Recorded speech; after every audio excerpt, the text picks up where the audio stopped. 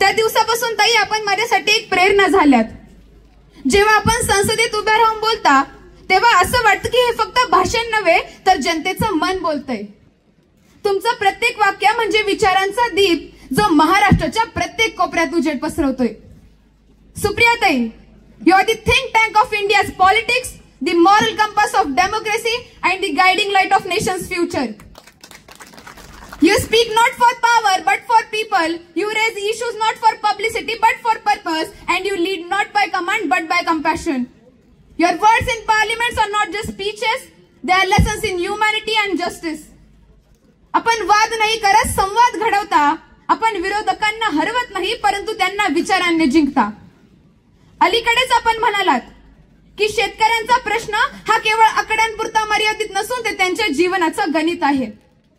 आपण मागणी केली की पावसाने बाधित शेतकऱ्यांना विशेष आर्थिक पॅकेज मिळावं.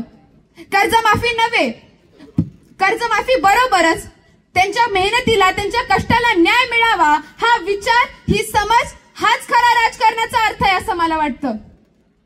माझे आजोबा ज्यांच्या हस्तावर मातीने सोनं बनवलं, ज्यांनी शेती आणि समाज यांचंच पूजन केलं, त्यांचं जीवन म्हणजे एक प्रेरक कथा. कष्टाचं, प्रामाणिकपणाचं आणि समर्पणाचं.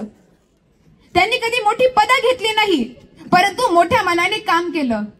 आज त्याच मंचावर सुप्रियाताईंची उपस्थिती म्हणजे दोन विचारांचा संगम होय. एक मातीचा विचार आणि दुसरा मातृत्वाचा. And I would just like to say that both of you, my grandfather and सुप्रियाताई, believe that leadership is not a position, it's a purpose, not a title but a trust. You both live for people, not about them. ताई, या कृषी मेळाव्याचा हेतूही हाच आहे. शेतकऱ्यांना आवाज देणं, त्यांच्या समस्यांवर उपाय शोधणं आणि त्यांना नव्या तंत्रज्ञानाशी जोडणं. आपण नेहमी म्हणता की शेतकरी मजबूत असेल तर देश मजबूत होईल. हा विचार प्रत्येक तरुणाच्या मनात रुजवणं ही आजच्या काळाची गरज आहे. ताई, your journey reminds every girl in this country that politics can be pure, leadership can be graceful, and power can be used for people, not for pride.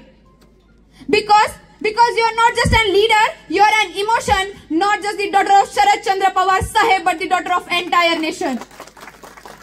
आज आपण सर्वजण एका अशा सणाचे साक्षीदार आहात जिथे समाजसेवा, विचार आणि कृतज्ञता एकत्र आली आहे. मी पुन्हा एकदा सर्व मान्यवरांचे व उपस्थित पाहुण्यांचे धन्यवाद मानते की त्यांनी आपला मौल्यवान वेळ काढून या कार्यक्रमास उपस्थिती दिली व कार्यक्रमाची शोभा वाढवली.